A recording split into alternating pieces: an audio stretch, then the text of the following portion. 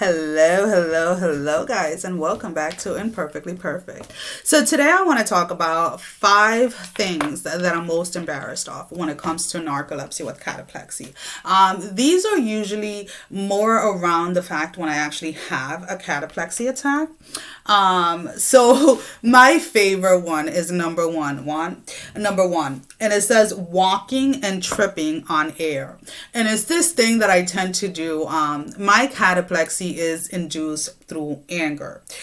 So whenever I get angry, I know. So I honestly have to work a lot on that because I have a very short temper. I'm not even gonna lie.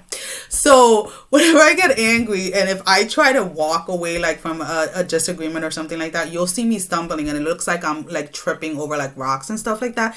And it's really not. I am fortunate that I don't get full body cataplexy as often. I've experienced them maybe 3 times in my entire life. Aside from like sleep paralysis, which is the same thing, but it is a little different because it happens before or before falling asleep or as you're waking up. But in the wake state, right? I've only had full body. I think it's been like 3 times, and they were terrifying, to be honest with you. But normally I get them from the waist down or from my knees down, where from like the muscles in my legs, I tend to lose full control, and it literally happens for like a split second, and it looks like I'm tripping. And I always say like I'm always like I'm always so clumsy, and I'm always tripping like on air. And it is embarrassing, especially like if you're walking. This used to happen a lot when I was in high school. I would be walking around with like a group of friends and stuff like that, and like next thing you know, I'm tripping and I'm like 5 steps ahead of them, and they're all looking at me like, what the hell did you just trip on? And I'm like, I don't know. Number 2, not being able to use my hand. Now this is another thing which I find that is very like interesting, right? Because again, I don't experience it fully, like my full body. I experience it like by sections, right? There are times where I would have it like either just on my hands, like from my elbows down where I literally cannot use them, or on one side. I have been checked by neurologists. I have been checked for other conditions, and there's nothing else. So, and again, it usually always happens after I get, and I mean, I have to get like, it's not like a petty, like upsetness. Like I have to get like really, really angry. And I've been working on that, on my temper and stuff like that.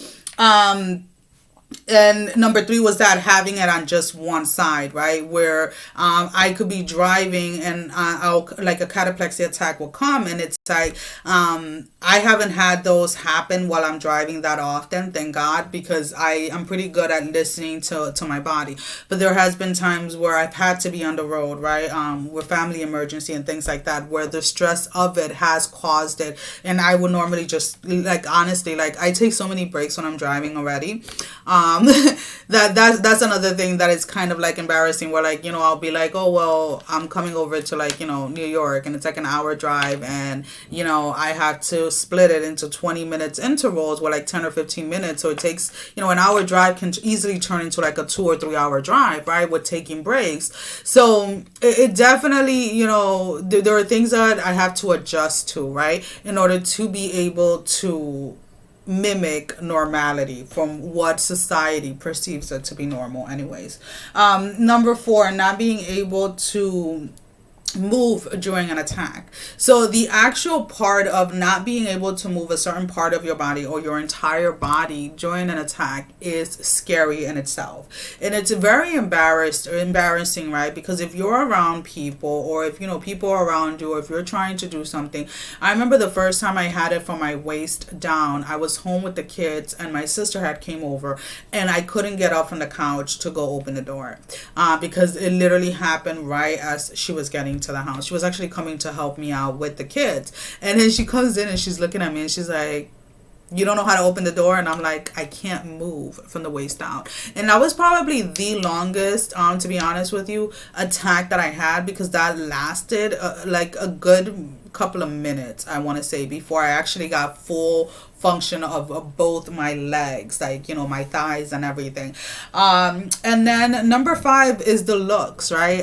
You know, when people are unaware of something, or people are not educated on certain things, they kind of look at anything that is different with that kind of look like, you weird, like what the heck, like, you know.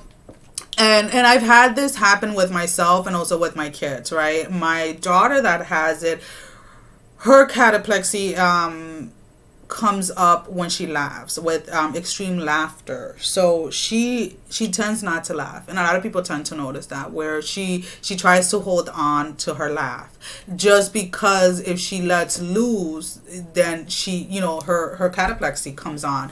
And again, she tends to have more of like a full body, but it's like she doesn't really collapse. I feel like she senses it because she was diagnosed when she was 5, so she's able to recognize a lot of things within her body. So instead of like actually collapsing like on the floor, you'll see her like kind of sitting down, and she kind of looks like a rag doll type of thing.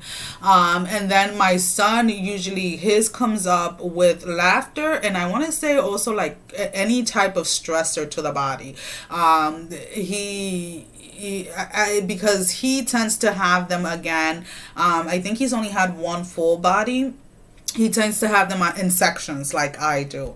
And that's pretty much it, aside from falling asleep in random places. The good thing is that when I do fall asleep, my eyes will still be open most of the time.